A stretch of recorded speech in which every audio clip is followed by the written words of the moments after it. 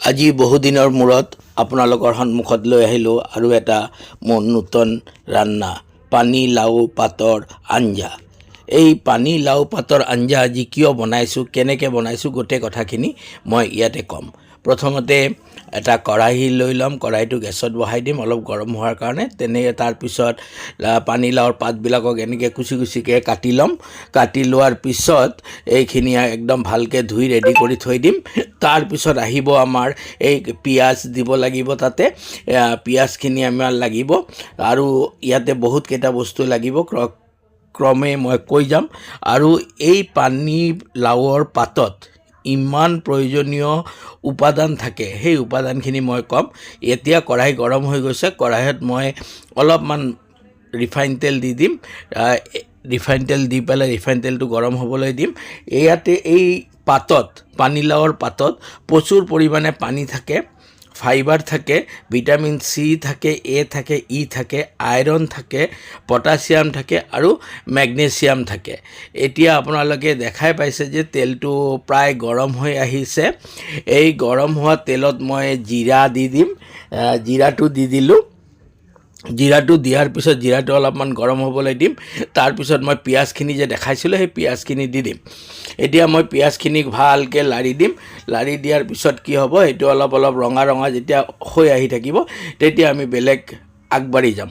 এতিয়া মই কৈ দিওঁ যে এই পানীলাওৰ পাত খালে আমাৰ কি কি উপকাৰিতা হয়। প্ৰথমতে শৰীৰটোক হাইড্ৰেট কৰি ৰাখে, মানে পানী শূন্যতাৰ বেমাৰ যিটো হয়, ডিহাইড্ৰেশ্যন হৈ যায়, সেইটো নাইকিয়া হয়।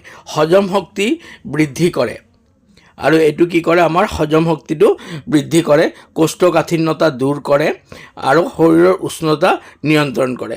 এতিয়া চাওক, পিঁয়াজটো যেতিয়া অলপ ৰঙা ৰঙা হৈ আহিছে তেতিয়া মই নিমখ দি দিলোঁ। ইয়াতে প্ৰয়োজন অনুসাৰে নিমখ ইয়াতে দিয়া গ'ল।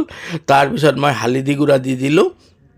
হালধি গুড়া যিমানখিনি প্ৰয়োজন হ'ব এইটো হিচাপত হালধি গুড়া দি দিলোঁ। এতিয়া আকৌ অলপমান আমি ফ্ৰাই কৰিম।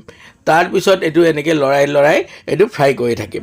তাৰপিছত আমি কি কৰিম, ইয়াতে আমাৰ লাহে লাহে আমি ইয়াতে যেতিয়া অলপ দেখা পাম যে ফ্ৰাই হৈ আহিছে পিঁয়াজখিনি, তেতিয়া আমি এই লাও পাত যিটো কাটি থৈছিলোঁ সেই লাও পাতখিনি লাহে লাহে আমি ইয়াতে দি দিম। এই লাও পাতৰ আৰু বহুত উপকাৰিতা আছে, যেনেকৈ আমাৰ বডি ৱেইট ডিক্ৰিজ কৰে, তাৰপিছত চৰ্ম ৰোগ নিয়ন্ত্ৰণ কৰে, ৰোগ প্ৰতিৰোধক ক্ষমতা আমাৰ শৰীৰত বৃদ্ধি কৰে। আৰু ইয়াতে যে অকল ৰোগ প্ৰতিৰোধক ক্ষমতা বৃদ্ধি কৰা সেইটো নহয়, বহুত ৰোগ প্ৰতিৰোধো কৰে।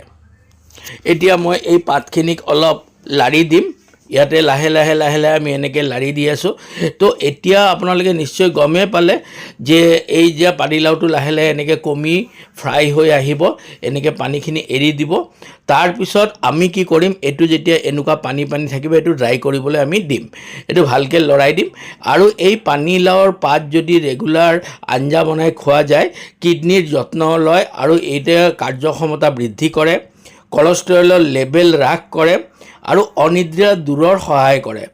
এতিয়া মই কি কৰিম, এই পানীলাওৰ এই আঞ্জাটোত মই এটা কণী ফটাই ভালকৈ দি দিম। যেতিয়া একদম ফ্ৰাই হৈ আহিছে তেতিয়া এটা কণী ফটাই এনেকৈ আমি দি দিম। তাৰপিছত এইটো ভালকৈ মিক্স কৰিম। এতিয়া চাওক, ভালকৈ মিক্স কৰিব লাগিব, নহ'লে কিন্তু কণীটো এটা জেগাত ৰৈ থাকিব। এনেকৈ ভালকৈ আপোনালোকে মিক্স কৰি দিব লাগিব।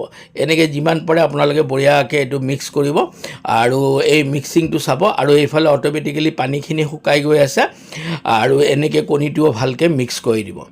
এইটো কণীটো মিক্স হৈ গ'ল, মিক্স কৰি থাকিব এনেকৈ একদম ভালকৈ, যাতে একদম প্ৰতিটো পাতৰ লগত একদম বঢ়িয়াকৈ কণীটো মিক্স আপ হৈ যায়, এটা জেগাত যাতে জমা হৈ নাথাকে।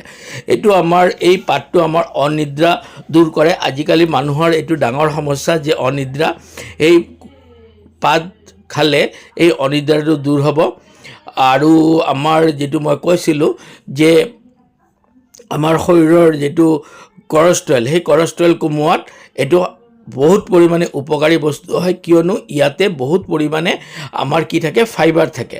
এই ফাইবাৰ থকাৰ বাবে এইটো আমাৰ বহুত কলেষ্ট্ৰল কমোৱাৰ কাৰণে হেল্পফুল। আৰু চাওক, এতিয়া মোৰ প্ৰায় ৰান্না ৰেডি হৈ গৈছে। এই ৰান্না